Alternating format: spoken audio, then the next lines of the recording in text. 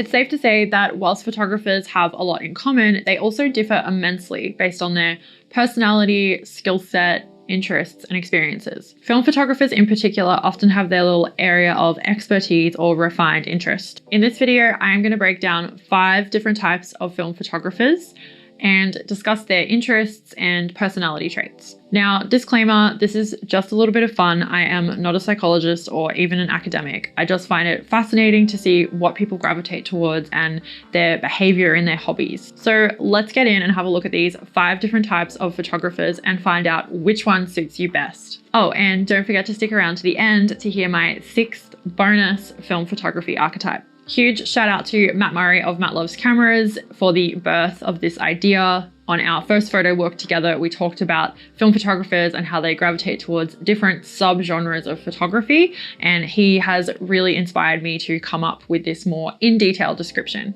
On the subject of Matt Loves Cameras, he has made his way over to YouTube. He has 2 videos and they are awesome. Definitely go check him and his channel out. So a lot of you have probably taken an online personality test and are familiar with Carl Jung, the famous psychiatrist who came up with the 12 archetypes. These consist of symbolic images and characters we subconsciously understand and can fall into based on a few personality traits. So I have used this seminal framework by Jung to come up with my 5 perceived film photography archetypes. So these are not set in stone and I'm not trying to put people in boxes. I have done this in the hope that you will expand on it or offer new archetypes that you can come up with. Make sure to leave a comment below with any archetypes that you have thought of, or if you want to expand on the ones that I have presented here. So let's get into number 1, the dabbler. The dabbler is somebody who is possibly new to film photography. They have dipped a toe in the pool, but they haven't been fully bitten by the photo bug yet. They're very interested and intrigued by film photography, and they're consuming a lot of content on YouTube, maybe by someone like Willem Verbeek, and they're searching all the hashtags on Instagram. They love the nostalgic look and feel of film, and they've tried it a few times, but they haven't gone all in yet. The dabbler could be a young person who is maybe struggling to afford film photography, so therefore they're just shooting a few rolls a month or when they can afford to buy and get film developed. As I'm sure you've experienced, the more you go down the rabbit hole of film photography, you can easily turn from dabbler to full-time enthusiast. These are the people that are sometimes credited for the resurgence of film photography, and I definitely think that this is a group of people that we need to be nurturing and encouraging to keep shooting film and overcome the barriers. Number 2, the collector. The camera collector is probably one that a lot of you are very familiar with, and you might fall into this category. This person is somebody who has a love for engineering and good craftsmanship. They love to take apart cameras, put them back together, know how they work, and really get into the mechanical side of things. The collector can often be someone who is spending more time cleaning and maintaining their cameras, displaying them in cabinets, looking for new cameras on Facebook Marketplace or eBay, bidding on them, or talking about cameras with their friendship groups who maybe also are collectors, than actually shooting. This is totally fine, as I think that film photography is about the cameras and the history of the gear, and a lot of people really gravitate towards it because of those things. Having someone like this in your life is extremely valuable. They're really excited to lend you a camera as long as you look after it, and they'll be and there'll be a wealth of knowledge on troubleshooting one, how to fix it, what could be the best camera for you, and I think these people are valuable parts of the film photography community. The collector is a lifer. They are in this forever, they're 100% dedicated, and their camera collection is probably their most prized possession. Number 3, the scientist.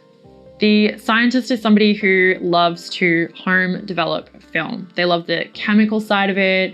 They love the process of developing different times, different chemical brands, pushing, pulling film. They love to print and be in the darkroom. They just love the whole ritual and process of it. Maybe this is somebody who bulk loads their own film or even removes the remjet layer and would never dream of buying cine still. The scientist may well enjoy the developing more than the shooting, but I think a lot of us in film photography are really in it for the process, whether that is the actual act of going out and shooting or developing and printing in the darkroom. These people are also really important in the community as they will be on Facebook groups or Reddit groups, always ready and willing to help people and try and convert them over to home developing. Number 4, the shooter. So I would put myself in this category of the shooter. This person is primarily into photography in the sense of going out and taking photos. They live to shoot. They love being out on photo walks or taking portraits of people. They're very interested in the artistic side of it. Maybe they like trying different film stocks and different cameras, but really it's all about the end result and the photo. I do find that people who are really into this side of photography do tend to send their film away to a lab like myself. I would much rather put the time and effort into shooting and have more time doing that than being at home and developing and possibly maybe ruining my photos or not get the results that I can get from a lab. It's very hard to be across all of these archetypes, and we have to sort of put our creative energy into the thing that we love the most. And the shooter is all about the photograph. They also really enjoy things like going on photo walks in the local community, connecting with photographers on Instagram or YouTube, and just sharing their work and seeing other photographers' work. The final archetype, number 5, is the retiree or the returner. This person is somebody who was into film photography when it was just called photography. Perhaps they moved over to digital when that was all the rage, and then they sort of just stopped taking photos possibly, or didn't really think that film was a viable option nowadays. In their later years, they have discovered things like YouTube channels and Instagram hashtags like Film's Not Dead, and seen that there's a huge resurgence of people shooting film. This has really piqued their interest, and they're maybe thinking about or have already gotten all of their film cameras out or purchased ones that they used to own back in the day and are sharing their experiences on YouTube in the comments section with younger film shooters. This person can easily end up as one of the other categories, as maybe they had darkroom printing techniques back in the day and they used to really love the process of all of these aspects of film photography. So it's kind of just like a hobby that's been laying dormant, that's been waiting to come back out. If you enjoy my videos and you love film photography and you want to support the channel, you can do so over on Patreon. The link is in the description below. I post regularly on there with exclusive content. You'll also get access to my podcast, Lucy Lumen's Podcast Adventure, 2 days early. Link is in the description below. You can also purchase prints. That's a great way to support the channel as well. Or just give me a thumbs up. That really helps too. Let's get into our bonus 6th film photography archetype, the professional.